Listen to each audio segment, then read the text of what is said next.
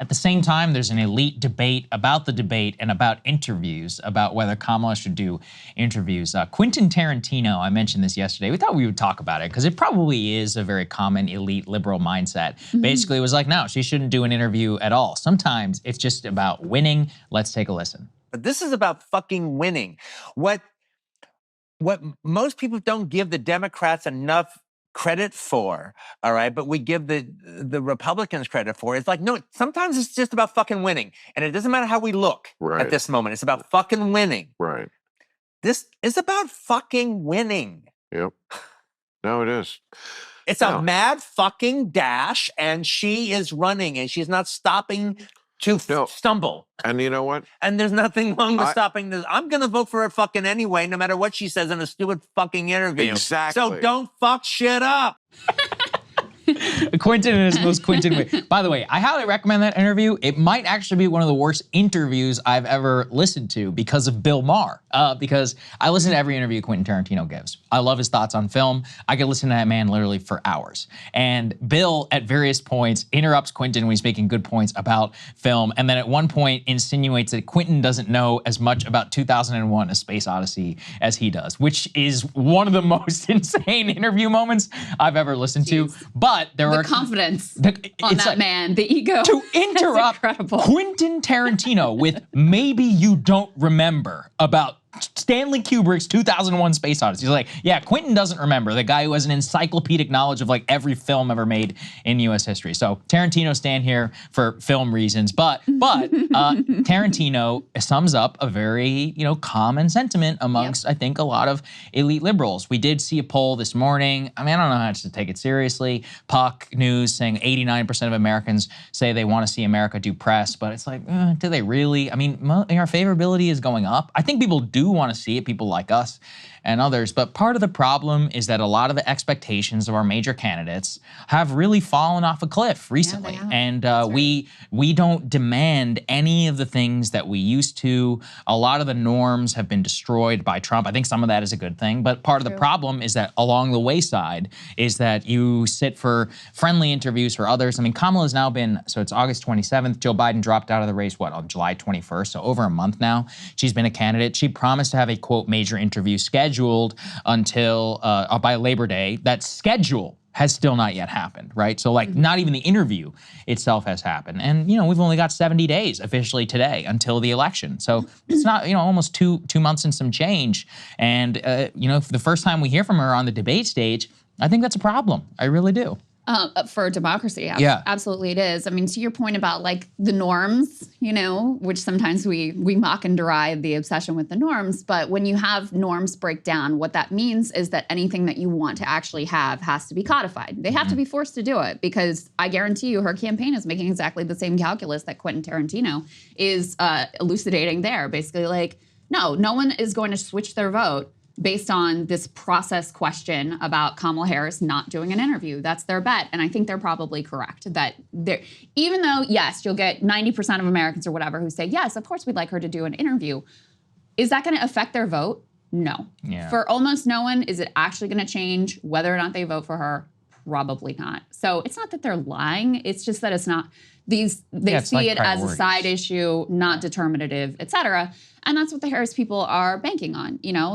She has always been a cautious politician. Some of her worst moments have come in interviews with mainstream figures. So it's not like she can feel confident if she sits down with some, relatively friendly mainstream interviewer, that's going to be any sort of a safety blanket for her. She still has to be able, off the cuff, to respond to her changes in position or the border policy or whatever it is.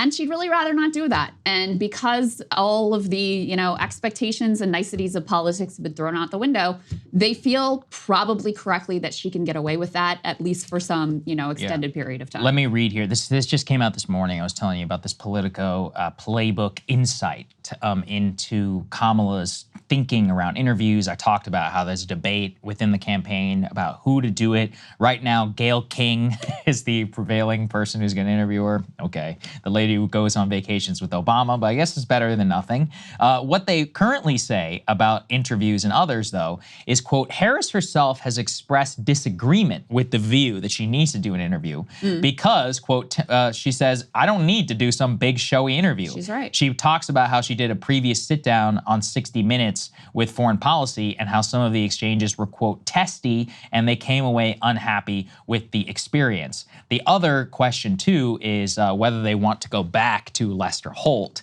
Some would like, well, it would be a sign of strength.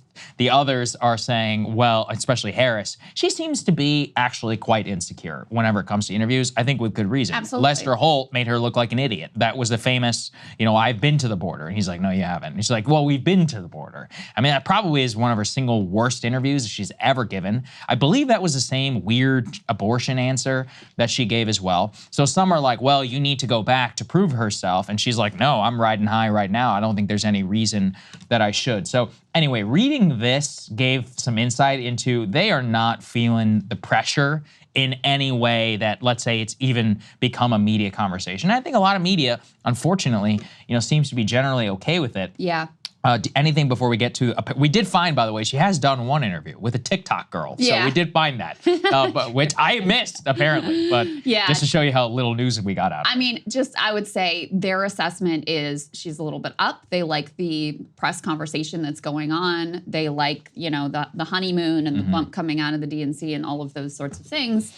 And if you sit for an interview, you risk changing that. So, party of democracy, not really living up to their word here in terms of the democratic process. Right, so let's listen to that interview she gave with the TikToker at the DNC. To date, the only interview she has actually given. Hi, it's good to see you. So good to see you. Hi guys, I am here with Vice President Kamala Harris at the Democratic National Convention. I am so honored to be here. Thank you. I'm glad Thank to be you with so you. much for speaking with me. Of course.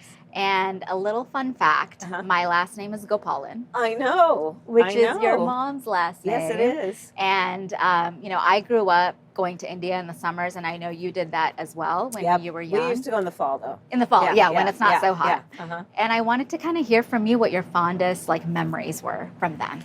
Well, some of my fondest memories are with my grandfather. It's funny because Kamala in Indian is lotus. Yes, and Kamala in America is POTUS. So lotus for POTUS.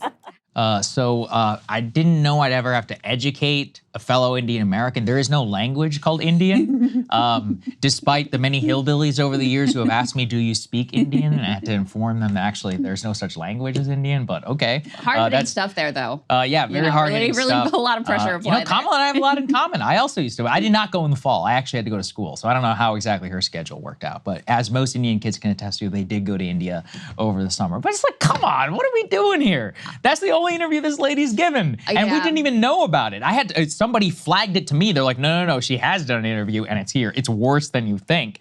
And seeing it, I was like, it's ridiculous. It's the equivalent of Trump doing the Aiden Ross podcast, or but he's not only doing that, right? I mean, he's also done multiple press conferences. He just did this press availability. Yes, that is definitely true. Yeah. He has allowed more press questions, but it's not like he's subjected himself to a lot of difficult interviews either. I just think, I think that this is one of the areas where losing the norms does suck. And, I'm a big fan of what Irami always talks about, like some of these processes, like the requirement to debate, they have to be codified because increasingly these candidates, the downside of having so many different media platforms in a way is that they can just pick and choose. Like, I know this person is going to be super friendly to me and I can go out there and get my face in public and I don't really feel like I have to sit down for an interview that could go poorly for me or be difficult for me or whatever. So you see this, not just at the presidential level, you see this at all levels of politics, and it truly is a loss. It truly is a loss for democracy at a time when, there's a lot of discussion around such things. Yeah, I think they both should do it. I would be happier, at the very least, please sit for an interview. Hey, if you like that video, hit the like button or leave a comment below. It really helps get the show to more people. And if you'd like to get the full show ad-free and in your inbox every morning, you can sign up at breakingpoints.com. That's right. Get the full show, help support the future of independent media at breakingpoints.com.